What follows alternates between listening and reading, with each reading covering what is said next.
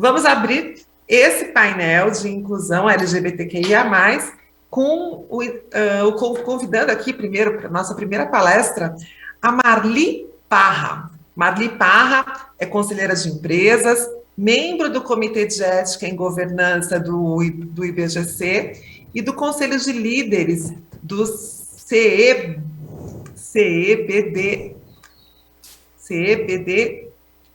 Conselho Empresarial Brasileiro para o Desenvolvimento Sustentável. Desculpa gaguejar aqui na sigla, Marli.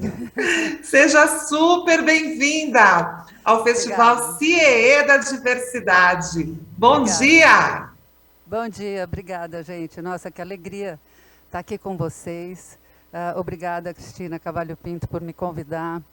Te admiro muito, muito tempo, né? Muitos anos que a gente convive nessa nossa vida e essa nossa jornada também de diversidade. Eu queria comentar com vocês um pouco da minha carreira e abordar algumas dificuldades que todos nós sentimos, né? Não somente LGBT, mas todos os excluídos do mundo do trabalho. E vou focar um pouco mais na questão de trabalho, né? Não só na nossa vida também, mas trabalho. Eu vou ter aqui o passador de slides ou vocês vão passando?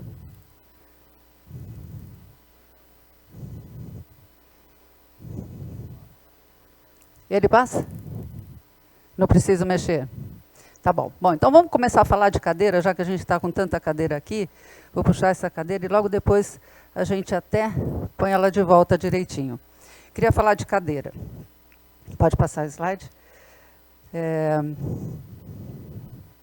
Isso. Então, queria que vocês refletissem um pouco sobre cadeira no trabalho, a nossa posição dentro de uma empresa. Você já se perguntou o que aquela cadeira carrega, né? A sua cadeira dentro da empresa? Vamos pensar além das características nossas. Mulher, opção sexual, característica física, raça, gênero. Independente disso. Quais habilidades aquela cadeira possui? O que ela faz de diferente e o que ela agrega para a empresa? Lembrem-se, nós estamos trabalhando numa empresa, ou empresa de outros, uma corporação, ou na nossa própria empresa. Qual a nossa responsabilidade, né? Essa cadeira ela tem que ir além da nossa aparência e da nossa personalidade também, das nossas escolhas. Ela tem que trazer a nossa própria habilidade. Então, nós estamos vivendo hoje, graças a Deus, pode passar o slide, a era das oportunidades, né? Nós estamos com ESG aí, todo mundo falando de diversidade, acho que há pelo menos 20 anos começou a falar disso, no mundo todo e aqui no Brasil crescendo bastante nesses últimos anos. E nós vemos a diferença entre igualdade e equidade, né? Claro que a gente precisa ajudar, sim, o menor, o excluído, a minoria ou o que sofre preconceito. Então, é preciso, esse exemplo para mim é extremamente importante, às vezes nós temos que pegar na mão, né, e levantar a pessoa e ajudar a pessoa a treinar, e é isso que a gente está fazendo aqui, né? Esse painel e todo esse festival é justamente para que a gente possa orientar, refletir sobre tudo isso. Então, realmente, diversos estudos mostram que as equipes diversas elas funcionam 35% melhor, elas são mais criativas, elas são mais inovadoras, e isso vai ajudar uma empresa, com certeza. Você não pode ter todas as pessoas pensando iguais, senão a empresa vai morrer, ninguém vai fazer nada diferente, você não tem uma visão diferente. Aqui para frente, né? Tá, aqui para frente, aqui para trás. Vamos lá, tá, deu, tá. Então, falando de ESG, a gente teve a sorte de aparecer essa sigla ESG, né? Que é o ambiental, o social e a governança. E a gente precisa utilizar o S do social, mas não pensar no S como caridade. Não é caridade. Eu não quero caridade. Ah, coitadinha, ela é uma mulher, vamos trazê-la para dentro da empresa. E as empresas não querem isso. Se uma empresa tiver esse discurso, não é genuíno, não é verdadeiro. Todas as empresas querem competência, querem habilidade, querem retorno do investimento.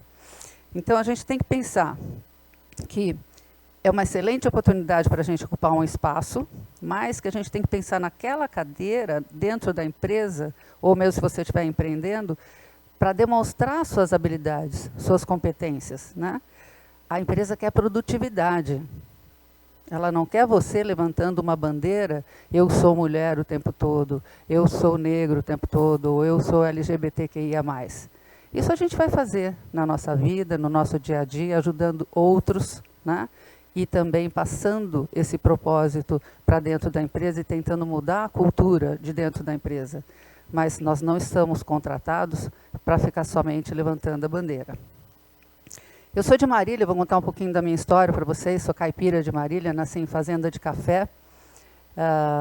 E depois de 4 anos de geadas seguidos, meu pai perdeu tudo. Éramos família média, nada de riqueza, mas foi bem difícil, eu ajudei muito meu pai. Éramos 7 irmãos, eu tinha 16 anos quando tudo isso aconteceu e ajudei muito meu pai. A gente mudou do café para o gado de leite, mas não teve jeito. Depois de 4 anos seguidos de geada, não tinha o que fazer, perdemos tudo. E aí eu resolvi vir para Marília. Eu falei, pai, não dá, eu preciso estudar, estou exatamente no momento de entrar na faculdade. E eu falei, eu vou para Marília, para São Paulo, eu tenho meus tios lá, vou morar na casa dos meus tios e vou tentar trabalhar, estudar. Então eu vim para cá e estava bem determinada a crescer. Mas o que eu sabia? Estava fazendo colegial e tive a sorte, porque eu sou muito... eu tenho muita facilidade para línguas, né? Então eu já aprendi espanhol com a minha família, minha mãe e minhas avós. E fiz inglês, fiz alemão, fiz italiano, fiz francês. Então era isso que eu tinha de habilidade. Então cheguei aqui, comecei a procurar emprego e consegui. Fui contratada pela Gaisten Joalheria para ser recepcionista trilingue. Olha que chique, né? Então eu entrei na Gaisten como recepcionista trilingue. A Gaisten é uma empresa sensacional, uma empresa que foi fundada por Hans Stern, também uma pessoa que sofreu muito preconceito na vida dele. Ele fugiu da Segunda Guerra Mundial, da Alemanha, ele era um judeu alemão, então sofreu muito, a família sofreu demais, e conseguiram em 1939 vir para o Brasil. Ele chegou aqui com 24 anos, parou no Rio, né? Imagina, ninguém conhecia o Brasil saindo da Europa, não dava para ver, não tinha tempo real, não tinha internet. E ele vislumbrou uma oportunidade comprando pedras preciosas em Minas Gerais, diretamente dos garimpeiros, voltava para o Rio e montava, como um camelô, no cais do porto, uma mesinha com veludo preto e as suas pedras preciosas avulsas. E ali ele vendia para os navios de americanos, porque logo depois da guerra, 46, 47, estava tudo recomeçando, a economia melhorando, e muitos navios vinham para o Rio de Janeiro, que é uma cidade maravilhosa, e queriam também fazer compras aqui das pedras exóticas brasileiras. E foi aí que ele começou. Ele, com o dinheiro, depois de alguns anos que ele adquiriu das pedras e vendia para os americanos, ele começou deixa eu colocar aqui, porque está me atrapalhando aqui. Ele começou, então, a abrir as suas lojas. Depois de 5 anos, ele já tinha condições de abrir a loja, abriu a primeira loja na Rio Branco. E para mim foi assim uma mágica ter tido a oportunidade de trabalhar com o Hans Stern e ter essa escola que foi a H. Stern naquele momento. Porque ele tinha esses valores de uma família judia que sofreu durante a guerra, todo o Holocausto, e ele então passava toda essa generosidade, esse cuidado com as pessoas. Eu não sofri nenhum bullying, nenhum preconceito ali dentro, muito pelo contrário, ele sempre colocava, quando entrava alguém, ele colocava uma madrinha ou um padrinho para te acompanhar e te ensinar, né? Então, até boas maneiras. Eu era uma garota do interior, fazenda, né? Vim para cá, eu não tinha, só tinha calça, não tinha saia, e lá era obrigada a usar saia, porque é um ambiente mais chique. Então, minha mãe me deu todas as roupas dela, comecei a usar todas as roupas dela. Mas foi assim, um sonho, foi muito bacana. Aqui o Hans Stern, jovenzinho, quando chegou, 24 anos, e depois quando eu já estava trabalhando com ele. Bom, fiquei lá uns 12 anos, cresci consegui, depois de 5 anos, ter um salário que eu pudesse pagar a faculdade. Entrei na SPM, me formei em marketing e me tornei diretora de marketing. Estava muito feliz, desenvolvemos muitos produtos e aprendi muito. Realmente cresci profissionalmente e pessoalmente. Nesses 12 anos depois, eu recebi uma proposta de um headhunter para ir para Philip Morris, para trabalhar como diretora de Marlboro, cuidar da marca Marlboro. A Philip Morris é uma empresa enorme. Ela tem Que Bom, Suchar, Kraft, General Foods, expandiu, né, todos os seus portfólios de produtos também. E para mim aquilo foi, acho que tá soprando aqui, né? Para mim aquilo foi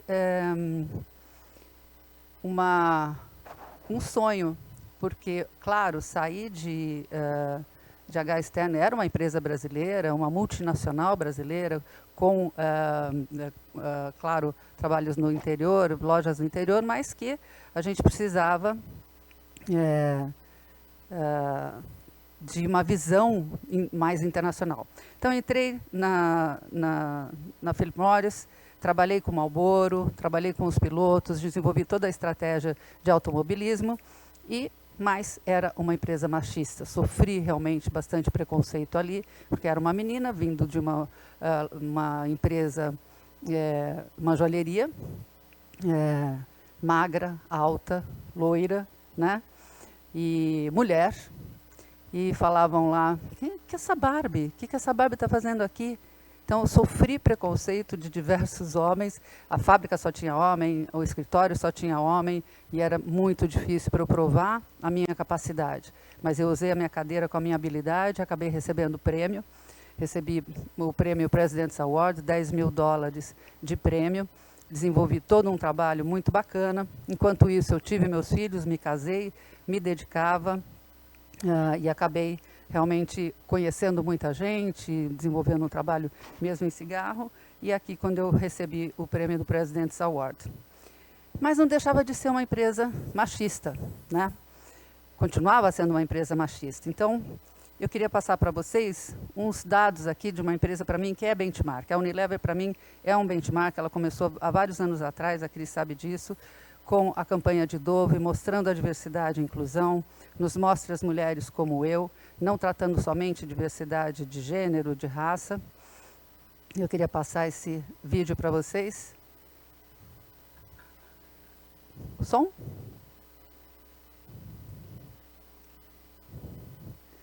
Se não vier o som, melhor cortar e eu conto o que é. Me dá o alô aí.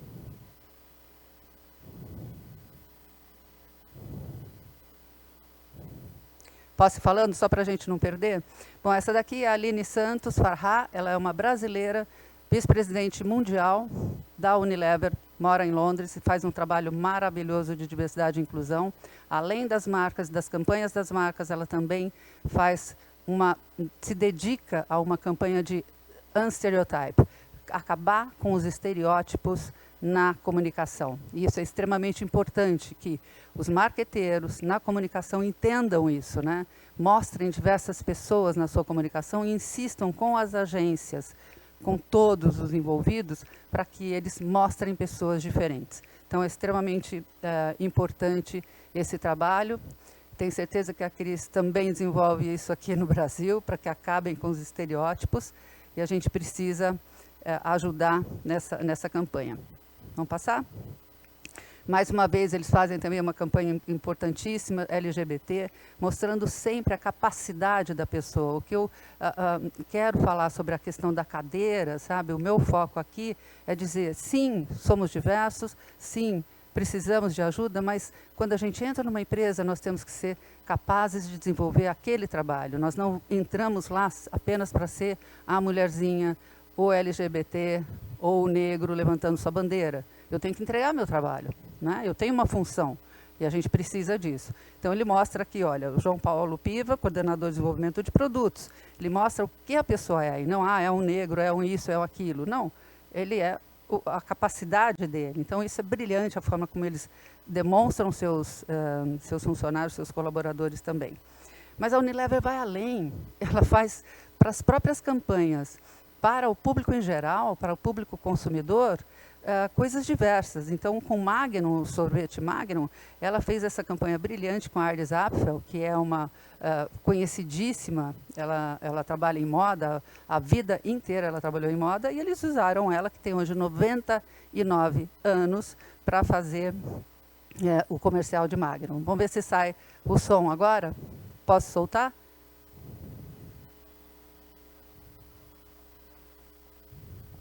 Oi? Ah, tá bom. Então, passo esse daqui, depois ele vem. Ok. Esse terceiro também, né? Esse terceiro é outro exemplo da PwC, muito bacana também. A gente passa os 3 vídeos juntos, eu vou aqui continuar. Mas, quando a gente fala de diversidade e inclusão dentro de uma empresa, a gente tem que tomar muito cuidado com a inclusão. Tem muita empresa que não está preparada para receber. Tivemos um caso aí no Sebrae, que começou a fazer um trabalho de contratação de pessoas com deficiência, de LGBT, e sofreram bullying, sofreram questões psicológicas, e não foi nada legal como case, eles tiveram que voltar atrás. A empresa precisa cuidar da segurança das pessoas quando faz uma inclusão. Não adianta você começar um programa e falar, agora vamos trazer gente diferente. Não. A cultura da empresa, as pessoas têm que ser treinadas para receber o diverso. Isso é extremamente importante. E nós somos o quê?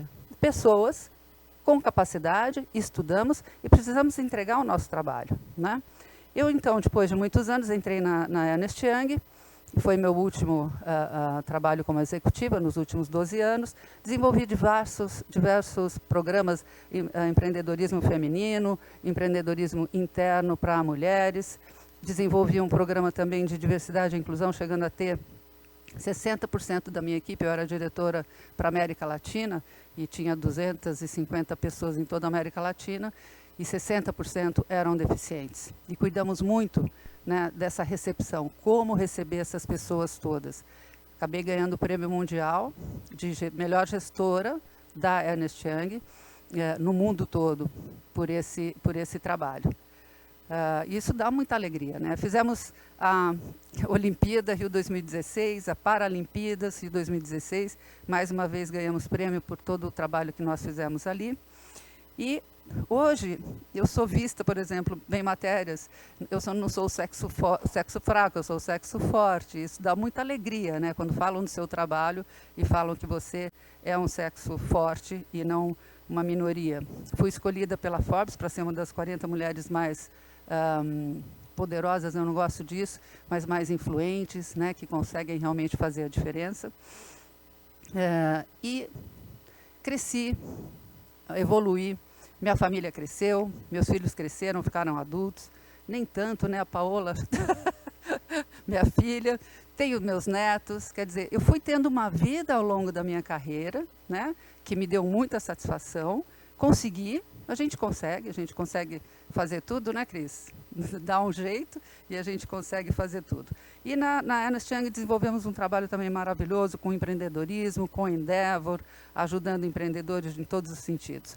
Hoje, então, esqueci de contar. Quando eu completei 60 anos, há 2 anos atrás, nas multinacionais brasileiras você tem que sair aos 60 anos, você tem que se aposentar. Eu já sabia disso, já vinha me preparando para ser conselheira de empresas, já estava fazendo curso no IBGC, e junto com meu filho a gente já estava desenvolvendo essa empresa que é a Hub Investimentos, uma empresa boutique junto com a XP. E trabalhamos muito o conceito de mulheres, temos na nossa equipe pessoas diversas e ajudamos muito com esse nosso propósito que meu filho também tem junto comigo, né? Hoje eu sou, então, conselheira da Talento Incluir, que é uma empresa, uma consultoria de inclusão, treinamento e seleção de pessoas com deficiência, e também 50+, que é a Talento Senior. Estou também na Plan International, que é uma ONG internacional gigantesca, eleita uma das 100 melhores ONGs do país, e que começou, só uma curiosidade importante para vocês, ela começou em 1945, mais uma vez falando da guerra, logo que eles perceberam quantos órfãos, quantas crianças não tinham pais, eles juntaram, fizeram essa ONG, pegaram todas essas crianças e foram identificando famílias para adotarem em outros países que não estavam destruídos. E foi até arrepio. Foi assim que eles começaram. E hoje eles estão no mundo todo cuidando de crianças que sejam órfãos ou não, mas que precisam estudar, precisam de apoio. Então, para mim, é um trabalho maravilhoso, pro bono, que eu faço ali na Plan. Estou no IBGC também, faço parte desses comitês, falamos da agência positiva. Estou em conselhos e olha aí o que acontece. De novo, só eu, a única mulher. Quer dizer, a história não muda. Né? Olha quantos homens aqui e eu como a única mulher. Aí entrei também no Instituto Unidos Brasil, porque eu sou uma inconformada com a nossa política, precisamos mudar as reformas. Entrei nesse instituto, sou diretora executiva do instituto, e sento na cadeira com o Paulo Guedes, sento na cadeira com o Rubens Menin, com o Flávio Rocha, sento em qualquer cadeira, né? Aquela Barbie está agora sentando em qualquer cadeira. Consegui chegar lá, eu não tenho medo nenhum. Fomos para Brasília na semana passada lançar a frente do empreendedorismo, né? A frente parlamentar do empreendedorismo. E quantas mulheres aí? Só uma. Só tem homem. Depois que tiramos a foto, eu falei, não é possível que ainda seja assim. Então, estou atrás de mulher para entrar também, Cris, vamos lá com a gente, para aumentar o número de mulheres aí. Mas eu não tenho vergonha nenhuma de entrar no meio deles e tentar diferenciar, tentar influenciá-los, né? Então, falando para vocês que a diversidade total ela é importante, mas a gente precisa demonstrar a nossa capacidade, né?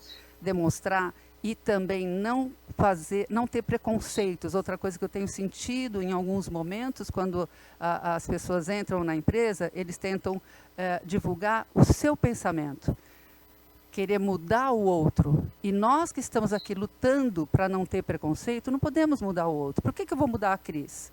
Né? Por que eu vou mudar o Paulo? Não, eu sou eu e a gente tem que se juntar, se misturar, sermos todos juntos.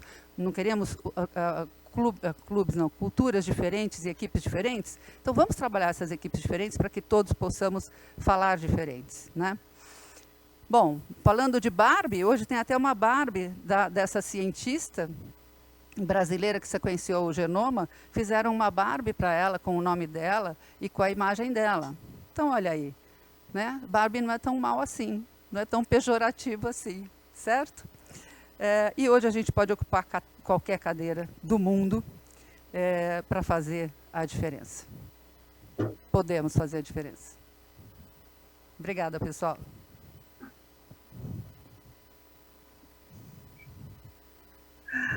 Nossa, Marli, muito obrigada. Muito obrigada. Você sabe que teve uma Barbie cadeirante também, há uns anos atrás? Como é importante essa representatividade, né? Uhum. E que diferença faz isso na nossa vida. Você trouxe também uma questão super delicada e que é motivo de muita confusão. Tem muita gente que acha que garantir diversidade, trazer representatividade, resulta em inclusão. E nem sempre é assim, né?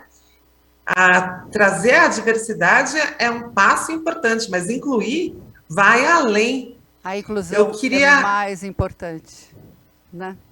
Queria muito que você tratasse sobre isso e continuasse com a gente agora na continuidade desse painel, que vai ser moderado pelo Marcos Ornelas, que é consultor, escritor e CEO da Ornelas Consultoria e Academia. Marcos Ornelas está chegando aqui com a gente. A gente vai ter também a Márcia Rocha, que é empresária, advogada, integrante da Comissão de Diversidade Sexual da OAB São Paulo, pós-graduada em Educação Sexual e fundadora do projeto Transempregos. Temos também Oswaldo Luiz Nogueira da Silva, gerente de educação corporativa, com 9 anos de experiência em sistemas de educação corporativa, treinamento e desenvolvimento e trilhas de aprendizagem e liderança. Gente, a discussão rende muito. Boa conversa para vocês. Está com você aí, Marcos. A bola está com vocês. Legal, obrigado. Bom, prazer e te ouvir a tua história. Eu acho que emociona e sensibiliza, para a gente ver que a luta é uma luta Constante, né? Essas últimas fotos que você mostrou sozinha no meio de um monte de homens é bem interessante. Eu acho que a gente evoluiu algumas coisas e outras coisas a gente ainda precisa evoluir, né? A gente tem visto isso, eu tenho acompanhado também. E aí eu, na verdade, gostaria de fazer uma pergunta para você, Márcia, que é uma ativista, advogada e que trabalha nesse campo, né, construindo um mundo melhor. Queria te convidar para você falar um pouco do que você percebe que a gente avançou nesses últimos anos, nesses últimos 10 anos, né? E o que você... Como é que você vê que nós estamos hoje nesse assunto de LGBTQIA+. Bom, nós avançamos muito em 10 anos, mas antes desses 10 anos foi muito difícil, né? Em questões de direitos LGBTQIA+, nós começamos mais ou menos há 10 anos. Até 10 anos atrás, nós não tínhamos praticamente nada, né? Quando a gente pensa o casamento, direito ao nome, até doar sangue, nós não tínhamos esse direito, né? A gente percebe o quanto ainda temos que avançar, e aí nas questões de diversidade como um todo, quando a gente fala de diversidade, nós estamos falando da diversidade humana, que já foi falado aqui hoje, da questão da natureza, nós fazemos parte dessa natureza. E por que apenas um pequeno grupo é que tem todos os privilégios? Eu acho importante falar um pouquinho também da minha história. Quando eu tinha 4 anos de idade, eu já me identificava como menina, eu ficava com as meninas na escola. Eu fui orientada a ficar com os meninos. Com 13 anos, com 12 anos, eu comecei a tomar hormônio. Meu pai percebeu, me levou no médico, e eu tive que parar, eles me convenceram a parar. E eu era um homem, um menino branco, de classe média alta, que nasceu no Jardim Europa, sócia do Clube Paulistano, que estudou nas melhores escolas. Mas eu me identificava, eu era trans, eu me identificava com o universo feminino, eu queria fazer mudanças em mim, eu queria que meu corpo mudasse, né? Então, por ter sido convencida por meu pai a não contar, eu terminei o colegial, entrei na faculdade de Direito da PUC, fiz estágio na Defensoria, tive meu primeiro emprego como advogada numa das maiores imobiliárias do Brasil. Depois morei fora, voltei, montei minha primeira empresa, hoje eu também tenho 3 empresas. Mas naquele dia que meu pai me convenceu a parar de me hormonizar, se eu tivesse insistido, porque eu queria continuar, eu queria ter seios, eu queria ser menina, se eu tivesse continuado, eu não seria nada. Eu não teria acabado o colegial, não teria feito faculdade de Direito, não teria feito estágio na Defensoria, não teria tido meu primeiro emprego.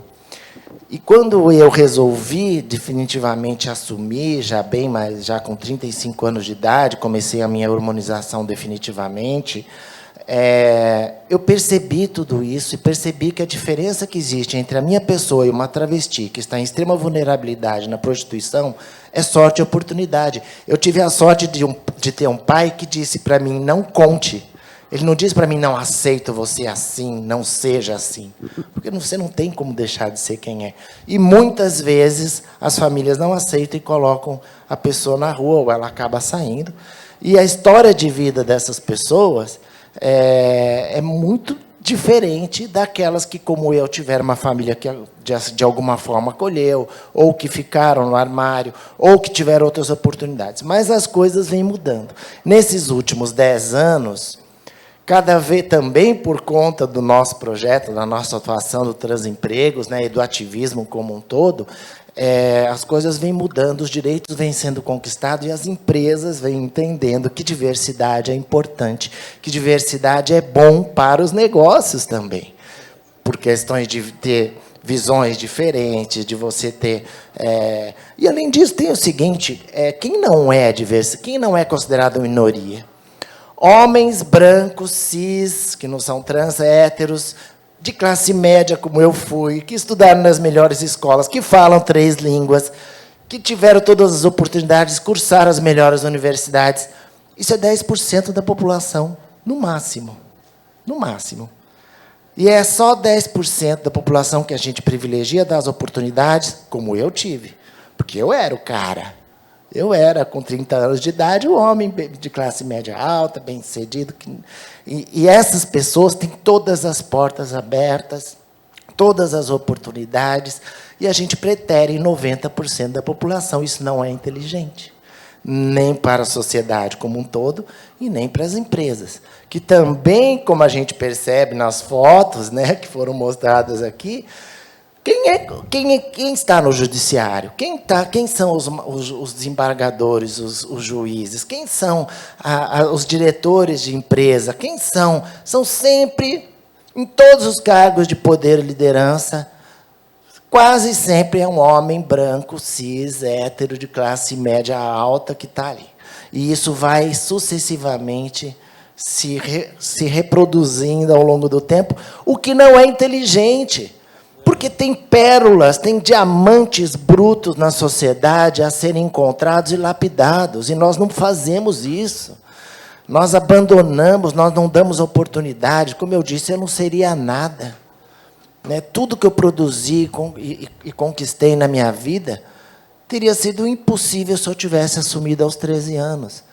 Então, o preconceito ele é nocivo para a sociedade, ele impede o desenvolvimento humano de toda uma população. Nós somos um país com 56% de pessoas negras, com 52% de mulheres, com LGBT, com pessoas com deficiência, né? com índios, com uma diversidade imensa, e com uma floresta a ser preservada também, que está tudo isso ignorado, abandonado e largado. Então, a nossa luta nos últimos 10 anos, e aí tem o projeto Transempregos, que eu também...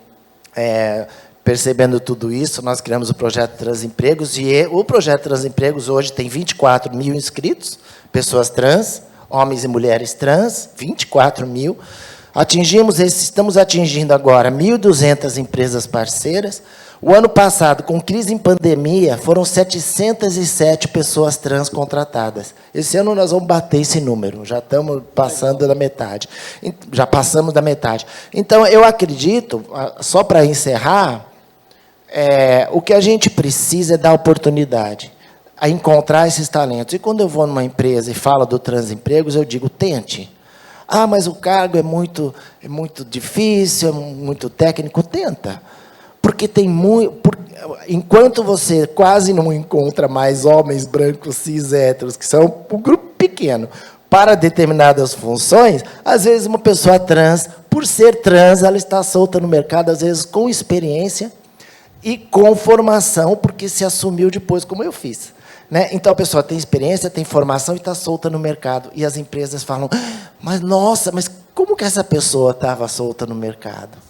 Né? E a gente precisando tanto. Preconceito, ele é nocivo. Super legal. Muito obrigado, Marli. Muito legal mesmo. A gente tem junto com a gente, online, o Oswaldo. Tudo bem, Oswaldo? E eu queria te fazer uma pergunta, aproveitando que a gente está falando do mercado corporativo, você dentro do Bradesco, né, gerente da Universidade Bradesco, conta para a gente um pouco de como é que esse tema é tratado dentro do Bradesco, né? Vamos dizer, uma imagem de uma organização mais conservadora, um pouco mais tradicional, como é que esse tema está sendo tratado? Obrigado, Marco. Bom dia a todos e todas. Acho que quando a gente fala, né, tanto a Márcia quanto a Marli comentaram sobre isso, acho que as empresas têm um papel muito de promover práticas de criar e gerar um time cada vez mais diverso dentre elas. Né? A gente não precisa falar, e eu acho que isso já é de conhecimento e é dito em quase todos os eventos que a gente fala sobre diversidade, o quanto diversidade ela gera um ambiente de inovação, de criatividade, que melhora aí, né, até a performance das empresas. Então, isso já é conhecido. Mas, além de reforçar essa fala, eu acho que a gente precisa, cada vez mais, impulsionar políticas de inclusão. Né? Então, quando a gente fala de ter cada vez mais representatividade dentro das organizações, de diversidade, a gente também garantir que o ambiente vai ser adequado e acolhedor, que a gente apoie as outras pessoas a reconhecer também qual é o papel de privilegiado que cada um tem, né? Foi comentado sobre privilégio. Eu, enquanto homem branco, eu tenho os meus privilégios, e dentro do Bradesco a gente usa a plataforma de aliados pelo respeito até para promover isso, né? Qual é o papel do aliado quando a gente está pensando na inclusão? Então, acho que as empresas têm pensado muito nisso. O Bradesco até encontra como um contraponto, né? Desde 43, o respeito à diversidade e às pessoas, ele faz parte dos nossos valores, e fotos da época do Bradesco, isso muito me orgulha de estar nessa organização, demonstram mulheres em linha de frente quando as mulheres atuavam mais em atividades internas ou de recepção, né? A gente tem também um programa estruturado do Bradesco há mais de 16 anos de inclusão de pessoas pretas dentro da organização, junto com a Zumbi dos Palmares. Então, isso já é um valor muito forte para a gente, e a gente busca cada vez mais nos caminharmos para uma organização diversa e inclusiva. E eu digo caminharmos porque eu imagino que ainda é um desafio, né? Quando a gente pensa nas dimensões das pessoas LGBT, eu, enquanto homem gay, tenho os meus privilégios e outras dimensões dentro da sigla LGBTI+, as organizações precisam pensar também, né, nessas diferentes dimensões. Então, e promover práticas disso. Eu acho que quando a gente pensa dentro das empresas, e aí contando um pouco da minha história também, para mim foi muito importante entrar no Bradesco e perceber a representatividade. Um dos meus primeiros líderes dentro do Bradesco era gay, e isso fez parte da minha história. Reconhecer um líder, uma pessoa gay na posição de liderança, e ver que dentro do Bradesco eu poderia ser quem eu sou, né? E eu acho que isso, quando eu falo de ambiente, é isso, assim. Eu não consigo deixar a minha orientação sexual de fora dos muros da organização, ela entra comigo. A minha capacidade, a minha formação me acompanha, mas a minha orientação sexual vai junto. Eu acho que a empresa demonstrar, declarar, isso está escrito em políticas, ter assentos, né? A Marli começou falando de cadeira, e eu quero pegar essa deixa da cadeira, mas a gente até renomeou e refraseou até uma forma de falar que não é dar voz, é ampliar a voz das pessoas LGBT dentro da organização.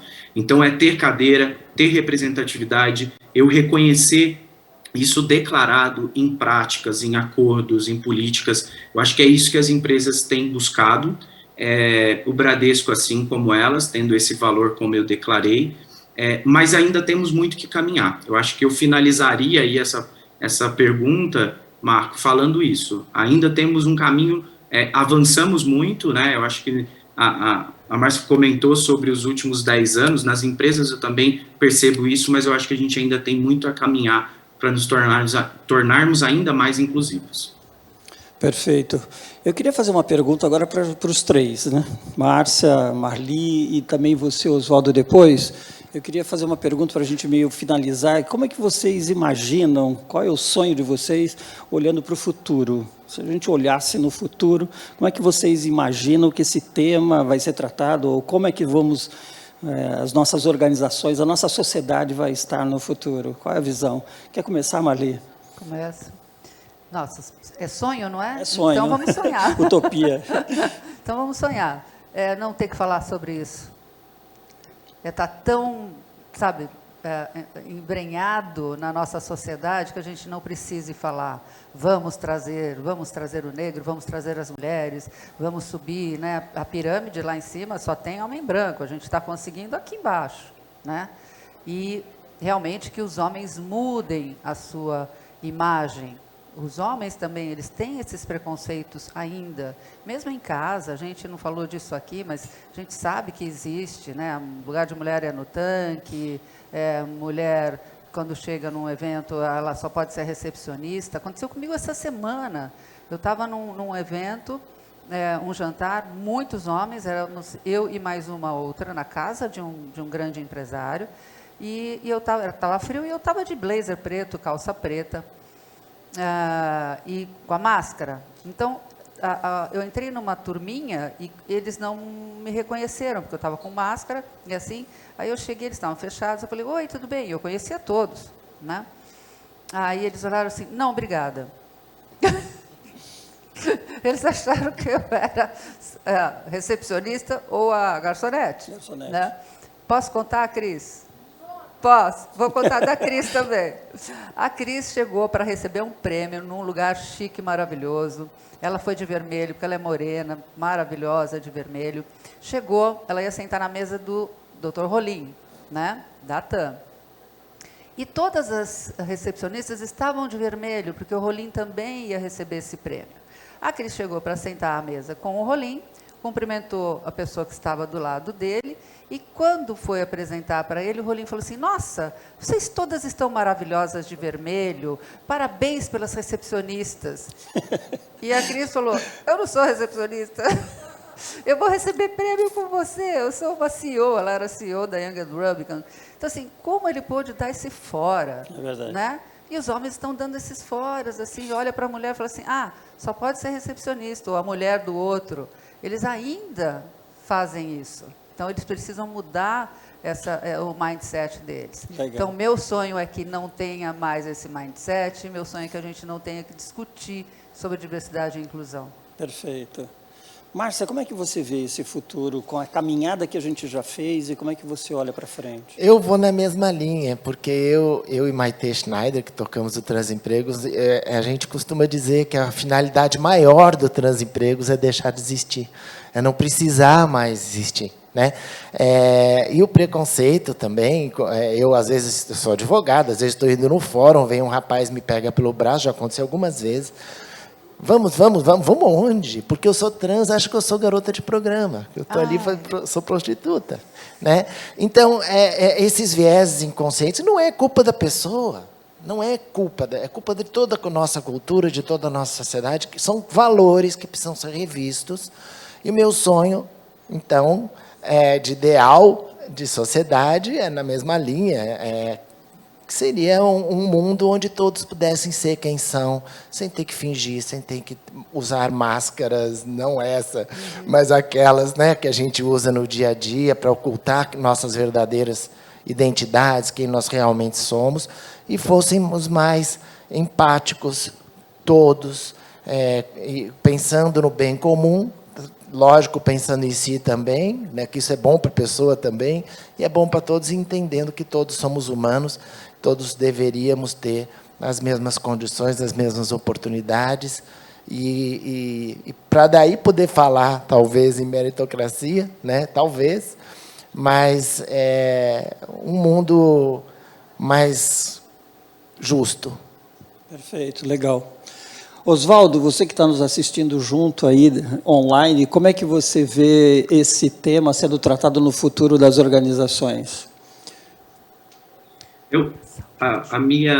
O meu sonho aí, a minha percepção de futuro não difere, mas até como alguém que trabalha com educação corporativa hoje nas empresas, eu iria por essa linha da educação, Marco, também, assim.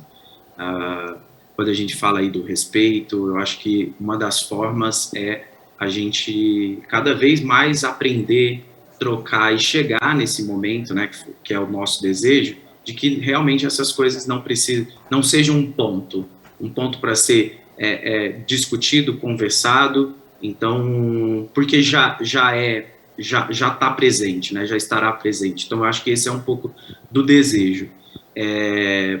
Hoje, muitas vezes, né, a gente até fala no Fórum de Empresas de Direitos LGBT, essa referência já foi dita, que muitas vezes a fala sobre isso acontece em momentos de cafezinho, e um dos nossos desejos é tirar disso, né? É discutir, é de trazer para a mesa para que todo mundo aprenda e a gente chegue nesse caminho, nessa construção de uma sociedade equalitária e respeitosa.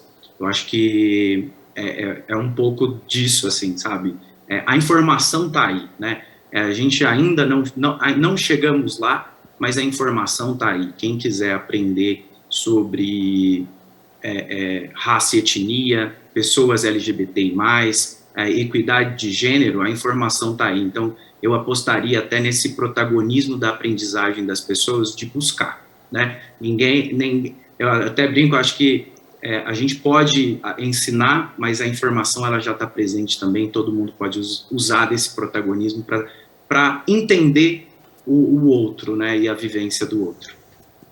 Legal, muito bom. Eu imagino, né, o meu sonho é de que a gente tenha consciência de que a natureza ela é plural, né, ela é diversa. Se a gente olhar uma floresta, a gente vai ver diversidade. É uma diversidade harmônica que convive e que se integra, né? E acho que à medida que a gente não consegue integrar e separa, né, e segmenta, a gente acaba não construindo, né? Então, acho que não faz sentido separar, a gente tem que usar mais vezes o termo inclusão, né? Eu acho que inclusão é uma coisa de coração, menos diversidade, que é uma coisa de decisão, né, de uma escolha, mas acho que a inclusão é uma questão de coração, né? Acho que você falou bem, Marli, que a gente precisa mexer nas estruturas, a gente precisa mexer a cultura da organização, a gente precisa criar espaços mais confortáveis e seguros para as pessoas serem o que elas quiserem ser, né, em qualquer uma dessas letras ou outras coisas, né? E eu vejo também que, à medida que a gente vai colocando luz nesse tema e vamos discutindo, né, uns espaços como esse aqui, em que a gente está discutindo inclusão, diversidade e todas as formas de diversidade, a gente traz mais visibilidade para o tema, para a sociedade, né?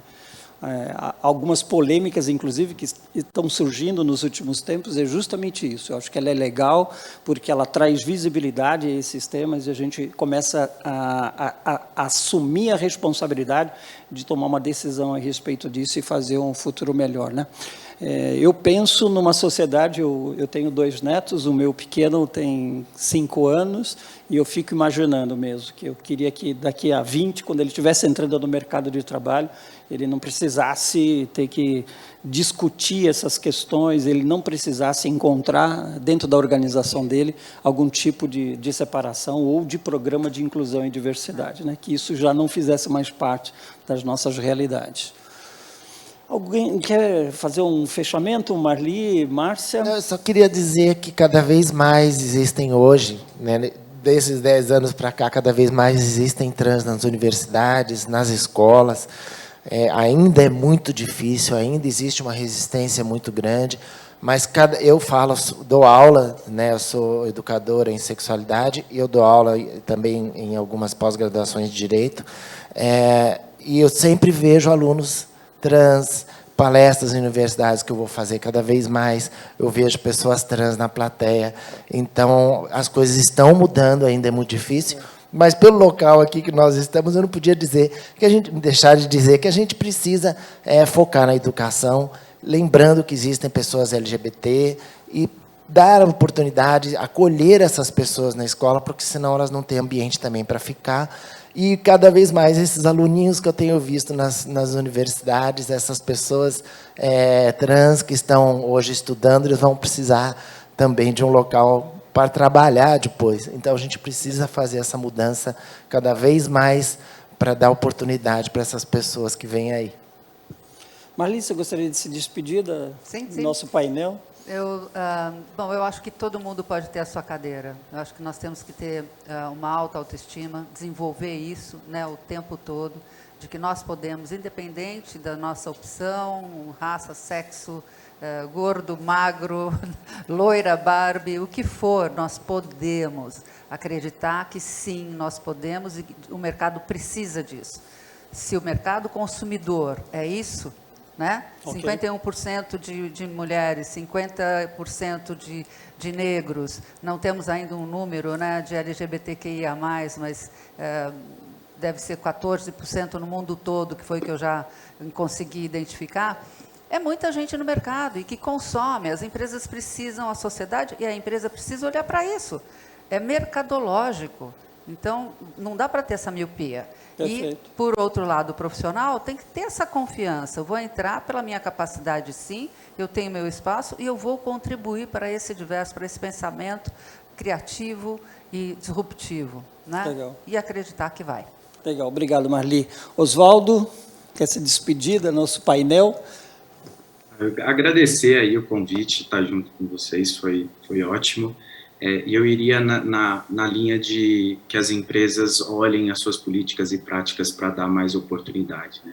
As pessoas podem mostrar as capacidades, mostrar as formações, mas se esse espaço não for aberto, a gente não vai conseguir estar lá, né? Então, eu acho que o meu recado ficaria um pouco nesse sentido, né? Da gente construir nas corporações, nas empresas, cada vez mais espaços e incluir as pessoas LGBT nesses espaços, né? Eu acho que esse é o ponto.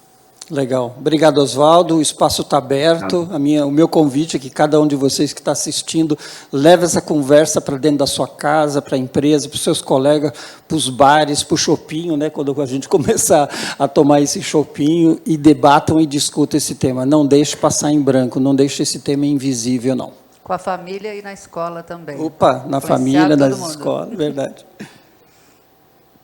Muito obrigada. Gente, muito obrigada. Que conversa importante. E é isso aí. A vida é plural e o futuro é inclusivo. Por isso que é tão importante a gente ter a oportunidade de refletir e trocar tanta experiência positiva num evento como esse.